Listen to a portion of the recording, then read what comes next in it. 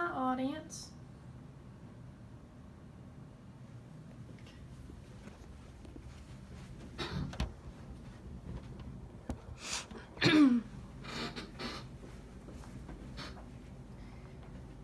Okay.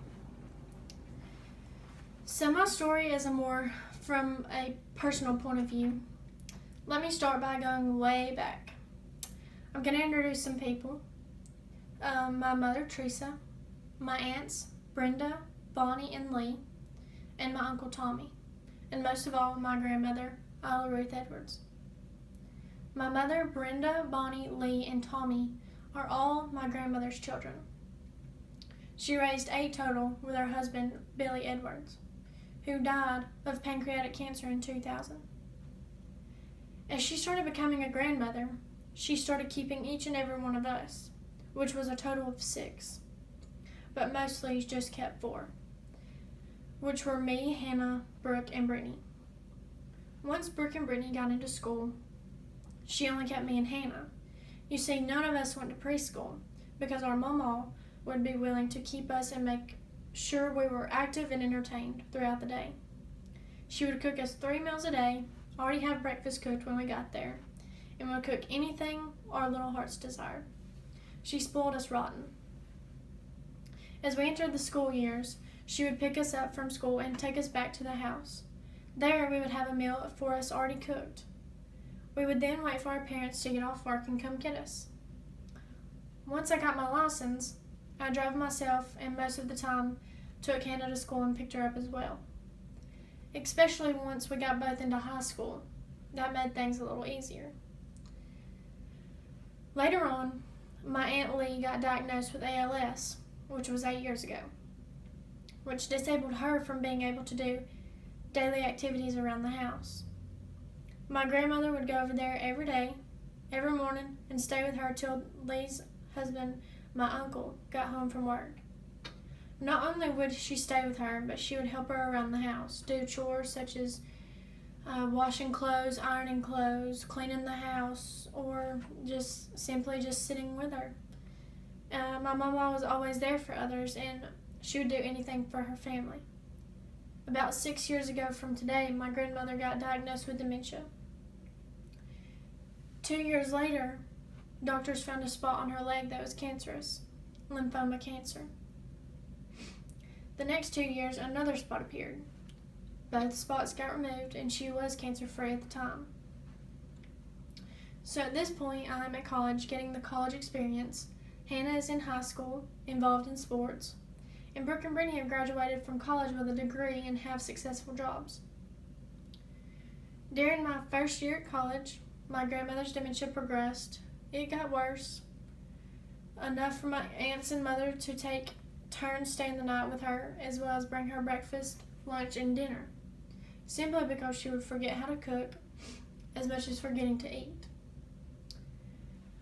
My grandmother's sisters would try to visit often during the day to make sure Mama was okay, because Mama would try to drive her car, so eventually we did have to take away her keys. One night specifically, my Aunt Bonnie was staying the night, and she woke up to Mama having a seizure. She called 911, and they rushed her to the emergency room. The next morning, when I woke up, I got a call from my mom explaining what had happened.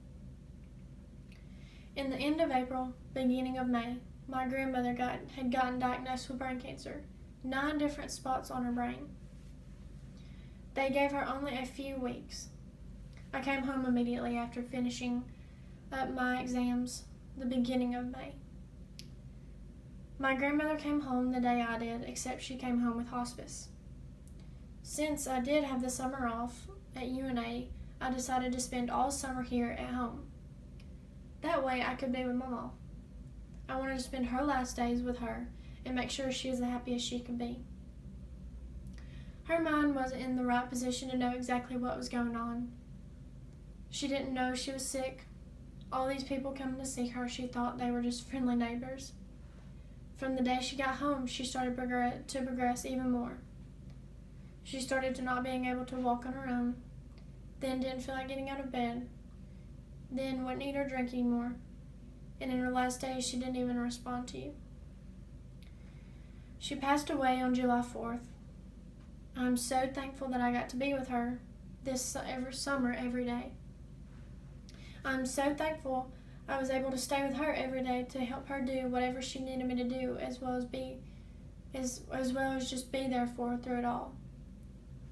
My message, I guess, behind this story is always cherish your moments with your loved ones, because you'll never know when it's the last. Like Catherine Wenham said, remember the 4 L's: listen, laugh, learn, and love. I listened to my grandmother and her wonderful stories, even though I might have heard them twice a day or maybe up to 10 times a day. Me and my grandmother had our laughs as well as our cries, and I learned so much from this amazing woman. I learned to work hard for what you have and for what you want, and she was the person I hope to be someday. Most of all, I loved my grandmother and she loved me. That's one thing I will never forget, because my mama would always let you know how much she loved you and how blessed she was. She was always the happiest person in the world. And I'm so thankful I had a grandmother and a role model as well. Thank you.